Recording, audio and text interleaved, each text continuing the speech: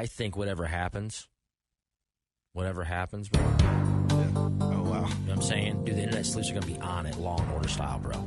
Yeah. These boys are going to be, and gals, and whoever they identify as, are going to be deep into the internet finding out what happened with this. Because you had mentioned it, why do people still use bookies?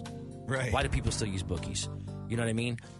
Part of it is if you're spending a lot of money. If gambling's legal, why even go to a bookie? So I think two things. One, you want to hide who's gambling or the amount of money being gambled. Right. And two, you live in a state that doesn't have gambling available online, but that's more for the recreational. Like even the best of the best that are gambling aficionados that bet big money online try to take a cash winning that's smaller than what's going to get them flagged with the IRS. Sorry, that's just how it works. That's known stuff. That's why people go to Vegas. That's the other reason. It's like if he was going to be gambling like that, which he met this guy, he met the illegal bookie at a card game. All right.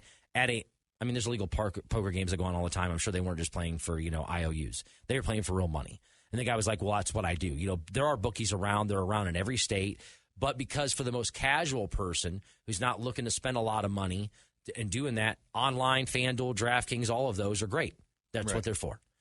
But if you're doing those types of things, going to Vegas even for him might have been too costly because of he would be recognized. He's very recognizable to people that watch and follow baseball. So then he'd have to get a bag boy or a bag man to go in and make the bets for him. So to alleviate that, they're using an illegal bookie. There's no taxes on it and things like that. The problem is if you get into debt with them, what happens? They got to come collect. Because when you go and bet in Vegas or anywhere else, some of them give you lines of credit, but you know what I mean? Like you're paying for it up front. You're paying that debt up front. Where some days he's like, hey, I'm an interpreter for Shohei. And again, this is all speculation.